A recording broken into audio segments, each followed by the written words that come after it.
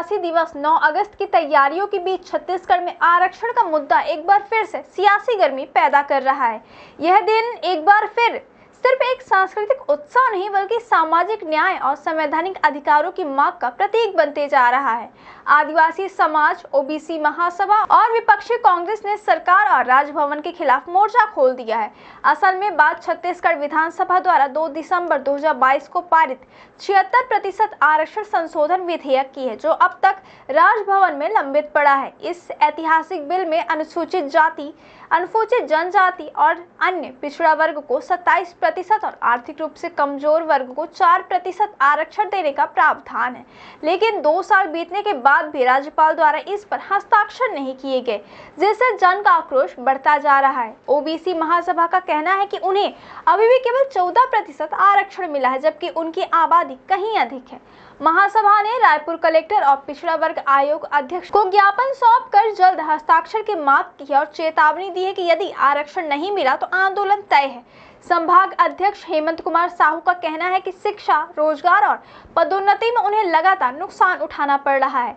सर्व आदिवासी समाज ने भी इस मुद्दे पर सरकार को आड़े हाथों लिया है। अध्यक्ष बीएस रावटे ने राज्य और केंद्र सरकार दोनों पर उपेक्षा का आरोप लगाया है। उन्होंने सवाल किया कि जब संविधान ने आरक्षण का अधिकार दिया है तो उसे लागू करने में देरी क्यों हो रही है। रावटे ने आदिवासी पहचान को लेकर भी सरकार से जवाब मांगा है। उन्होंने बताया कि 1957 में भारत ने संयुक्त राष्ट्र के साथ मिलकर आदिवासियों को मूल निवासी माना था, लेकिन 1987 में सरकार ने यूएन में उल्टा बयान दे दिया कि भारत में कोई आदिवासी नहीं है। यह दोहरा रवैया अब बर्दाश्त नहीं किया जाएगा।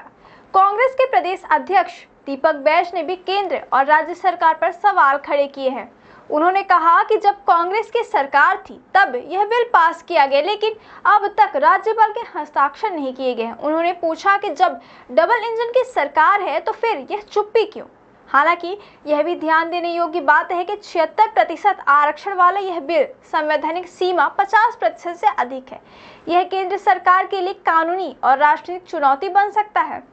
सुप्रीम कोर्ट या केंद्र सरकार की ओर से अभी तक इस पर कोई स्पष्ट रुख सामने नहीं आया है, लेकिन सामाजिक न्याय की लगातार उठ रही आवाज को नजरअंदाज करना सरकार के लिए महंगा साबित हो सकता है। विश्व आदिवासी दिवस पर इस बार न सिर्फ संस्कृति की झलक दिखेगी बल्कि संवैधानिक अधिकारों की प्रबल मांग भी सुनाई देगी, जो छत्तीसगढ़ की राजनीति को नए मोड़ की ओर ले जा सकती है।